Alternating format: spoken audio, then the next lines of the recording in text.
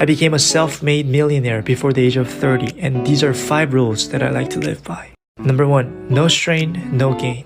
Don't shy away from the hard things. Instead, train yourself to become a person that can endure difficulties.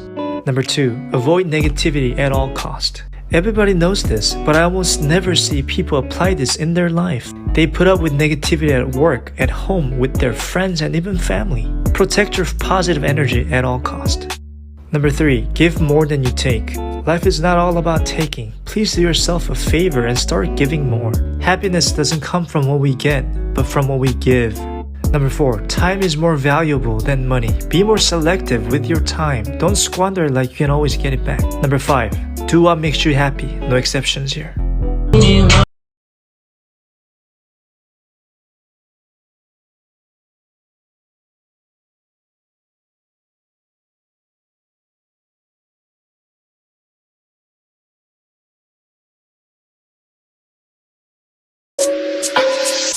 Hablas de la calle pero aquí no te vimos. Salimos a buscar, luego nos dividimos. 4-4, yo no tengo amigos.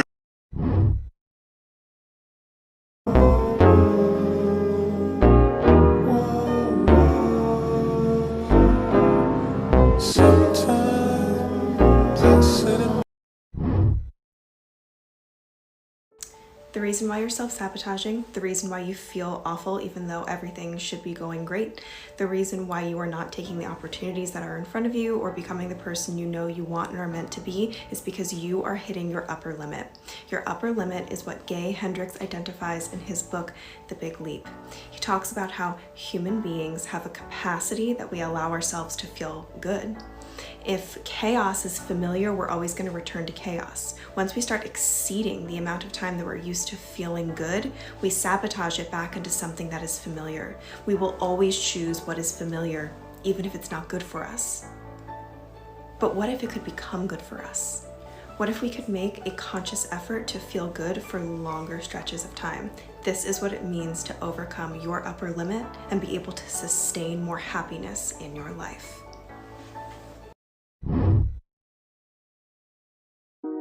When you focus on you, you grow. When you focus on shit grows. Read that again. You know when you try and have a productive week, but by the end of the week, you're probably completely burnt out and don't feel like doing anything? It's because you're trying too hard. I've been facing the exact same issue for years, and I found out how to hack the system. I started using this new schedule to plan out my weeks, and to my surprise, I found out you can only be extremely productive for so long without burning out. Shocking, I know. So set a realistic schedule and stick to it, because what's more important than productivity is consistency. So I'm reading this book, and there's a chapter called Uncomfortable Feelings That Actually Indicate You're on the Right Path. And I'm going to read some of them to you because I know there's someone else out there who needs to hear this. Let's do this. Feeling as though you're reliving your childhood struggles. Feeling lost or directionless. Experiencing unpredictable and scattered sleeping patterns. Having life-changing events taking place. Having an intense need to be alone. Having intense, vivid dreaming that you almost always remember in detail. Downsizing your friend group and feeling more uncomfortable around negative people. Feeling unsure of who you really are. Recognizing how far you still have to go. What do I want to do with my life? What's my purpose? I hate my job. What do I want to do with myself? These are normal questions, and this is the answer. I'm Alex Bennett, and this is called the 30-Day Challenge. Step 1 is to grab a brand new notebook and a pen. Pick the same time every day for the next 30 days and spend 15 minutes answering the same 3 questions. Question 1, what filled me with enthusiasm today? Question 2, what drained me of energy today? And question 3, what did I learn about myself today? And what's gonna happen is that when you do these same 3 questions every day for 30 days, at the end, a fog is lifted, you get more clarity, and you finally get some clues to what your path is. The secret to this exercise succeeding is stamina and consistency. Keep at it for 30 days. On day 23, you might say, where is this leading me? Trust me, it's leading you somewhere new. It's only on days 28, 29, and 30 where you start getting some clarity about where your path is. The secret is to start today. Let me know in the comments that you're starting this and let me know how it's going.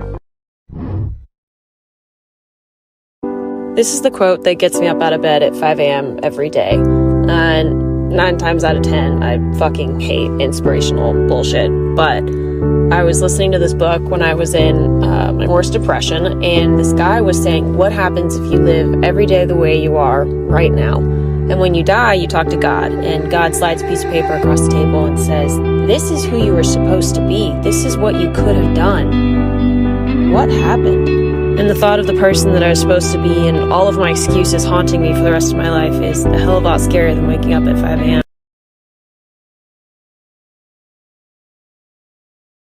I just finished Breaking the Habit of Being Yourself by Dr. Joe Dispenza, and I have so many thoughts. This is one of those books I think I will recommend to everyone for the rest of my life.